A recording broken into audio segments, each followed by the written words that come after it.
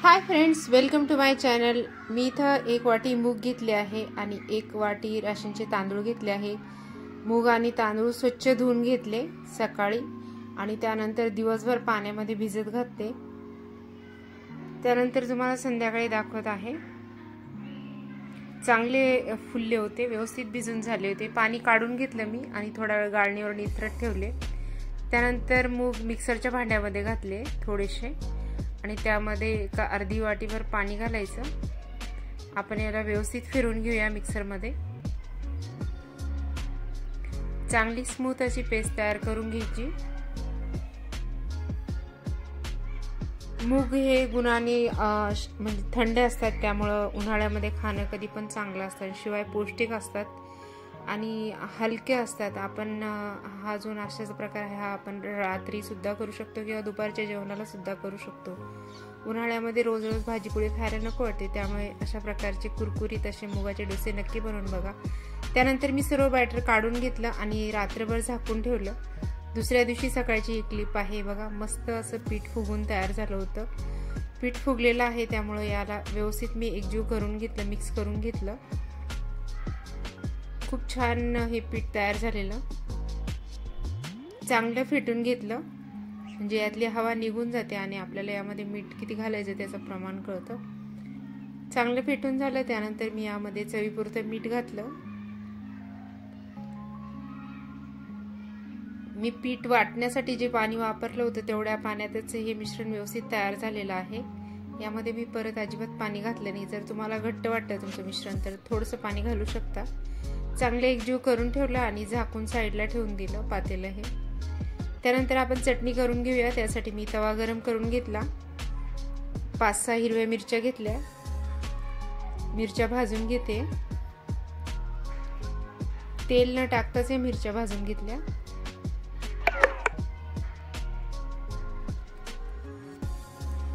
मध्ये मध्ये परतून घेतल्या थोड्याशा।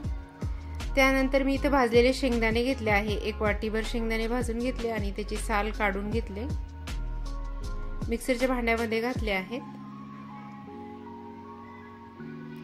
मिरच्या हलक्याशा परतून झाल्या होत्या। यामध्ये मी 10 ते 12 लसणाच्या पाकळ्या घालून घेतल्या।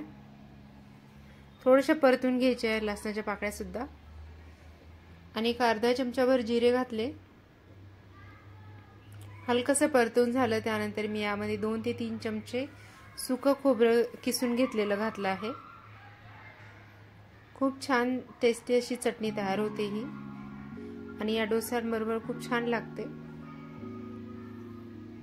तुम्ही याऐवजी फुटाण्याची डाळ सुद्धा घालू शकता, त्याने पण। मिरच्या भाजून झाल्या होत्या, त्यानंतर मिक्सरच्या भांड्यामध्ये मी थोडंसं मीठ घातलं चवीपुरतं। त्यानंतर मी मिक्सरची चिमूटभर साखर घातली आणि थोडंसं पाणी घालून ही चटणी व्यवस्थित बारीक वाटून घेतली। हे बघा, पातेल्यामध्ये चटणी काढून ठेवली आहे। त्यानंतर एक तडका पॅन घेतली, त्यामध्ये 3-4 चमचे तेल घातलं आहे। तेल चांगलं गरम झालं, त्यामध्ये घातली आहे मोहरी। मोहरी व्यवस्थित तडतडू दिली।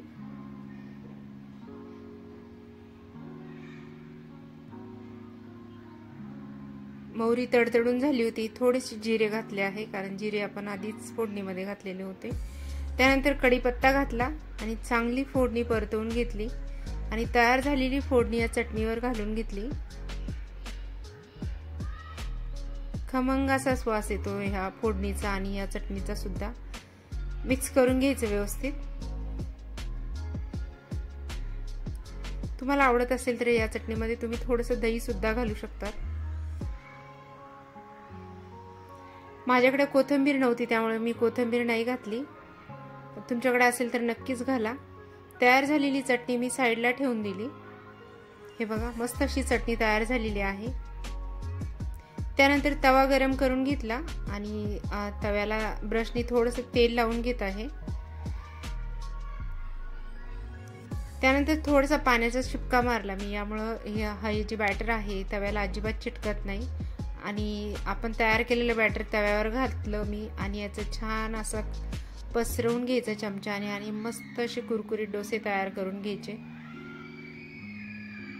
आपण उडीद डाळ भिजवून नेहमीच डोसे करतो, कधीतरी मुगाचे, अख्ख्या मुगाची किंवा मुगाच्या डाळीचे किंवा मुगाची जर सालीची डाळ असेल तर त्याचे सुद्धा थोडेसे वेगळ्या प्रकारचे असे डोसे बनवून बघा। त्यानंतर डोस्याचं वरचं पीठ सुकलं, त्याला मी वरून तेल लावलं आहे, तुम्ही तूप सुद्धा लावू शकता। खमंग असे डोसे तयार करून घेतले आणि सर्व डोसे व्यवस्थित भाजून घेतले। एक बाजू भाजून झाली होती, त्यानंतर दुसऱ्या बाजूने पण व्यवस्थित डोसा भाजून घेतला। अशा प्रकारे सर्व डोसे तयार करून घेतले।